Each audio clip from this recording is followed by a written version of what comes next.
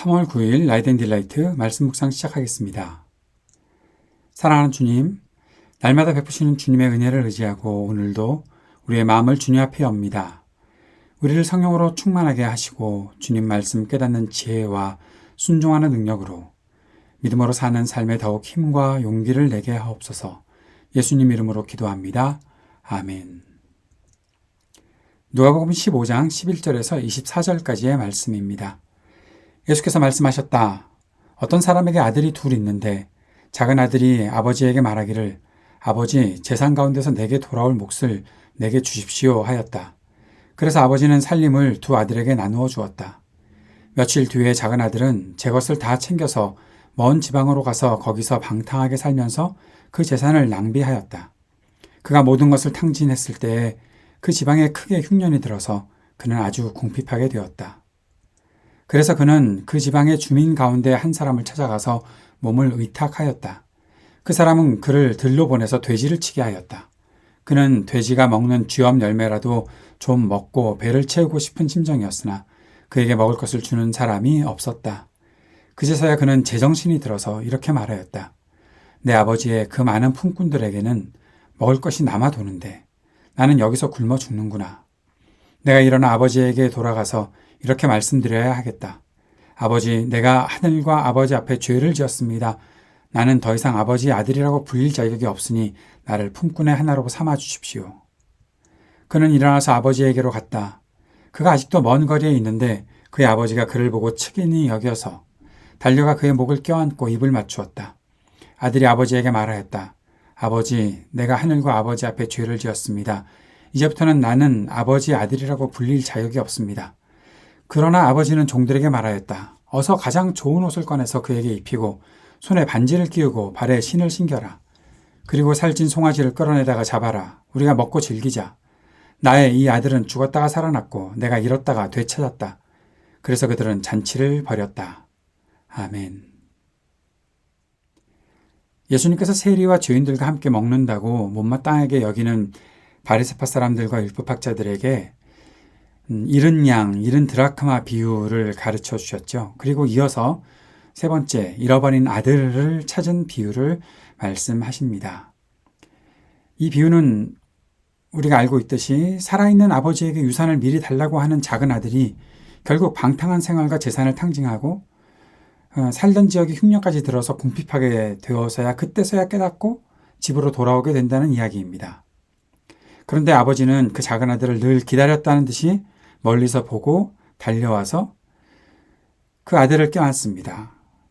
그 작은 아들이 연습했죠. 나는 아버지의 아들의 자격이 없습니다. 품꾼의 하나로 삼아 주십시오라고 말하자라고 연습하고 왔을 텐데 나는 아버지 아들 자격이 없습니다라는 말이 마치자마자 그 다음 품꾼의 하나로 삼아달라는 말은 아예 듣지도 않고 내 아들을 찾았다라고 하면서 그 아들을 찾은 기쁨으로 잔치를 벌였다라는 그 내용이 오늘 보여주는 아버지의 마음이고 아버지의 이야기입니다.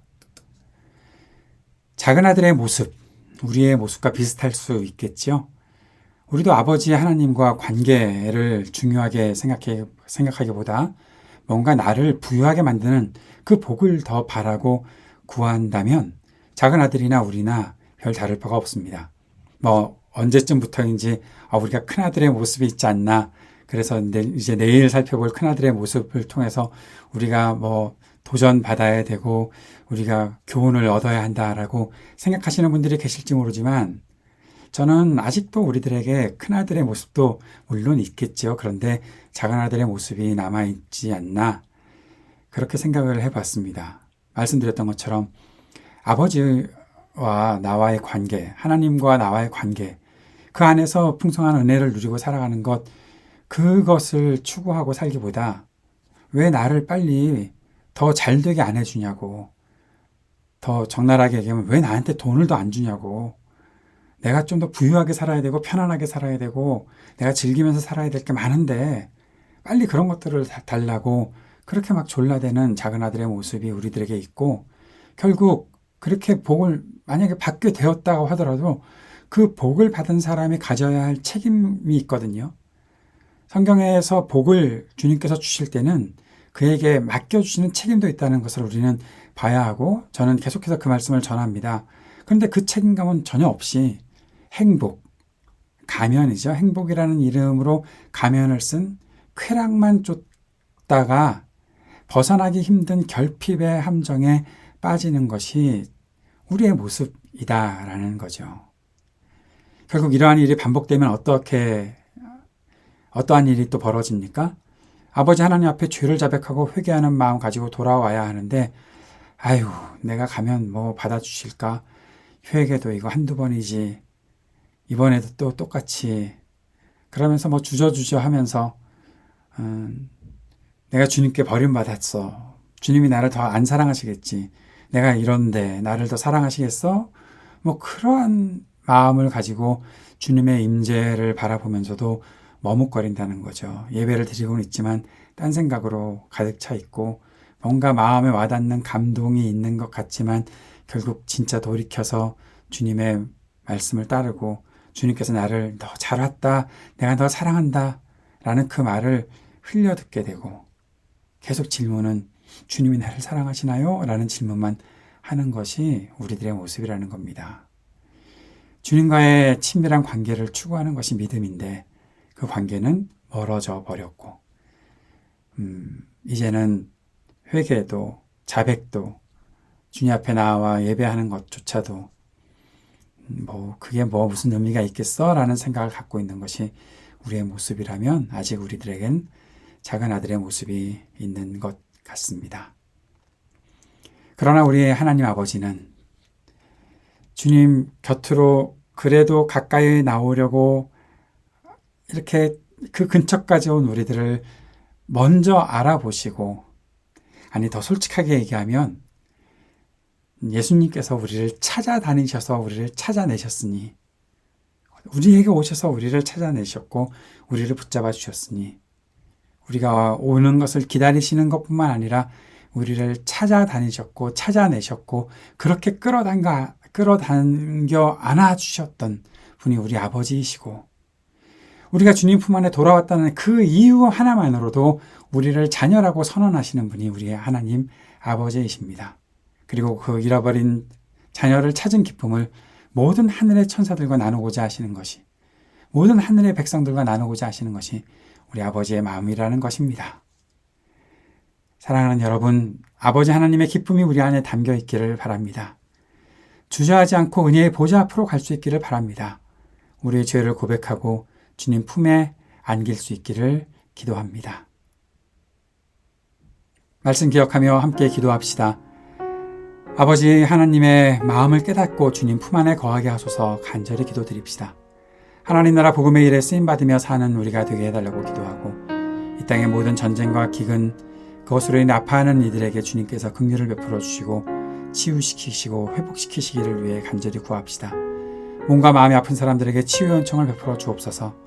우리 삶의 터전에 희망이 있게 하옵소서. 청년들에게 미래와 소망을 허락하시고 믿음과 지혜를 주소서. 약한 노인들과 소외된 이웃들에게 적절한 돌봄이 있게 하소서. 하이브리드 3.0 교회가 주님께 쓰임받는 교회 되게 하소서. 함께 기도할 수 있기를 바랍니다.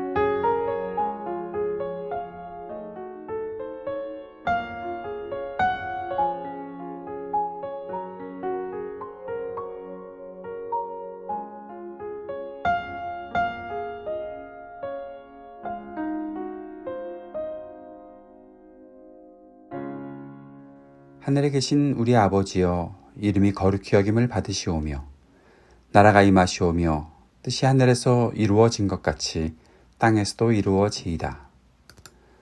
오늘 우리에게 일용할 양식을 주시옵고 우리가 우리에게 죄 지은 자를 사하여 준 것 같이 우리의 죄를 사하여 주시옵고 우리를 시험에 들게 하지 마시옵고 다만 악에서 구하시옵소서. 나라와 권세와 영광이 아버지께 영원히 있사옵나이다. 아멘.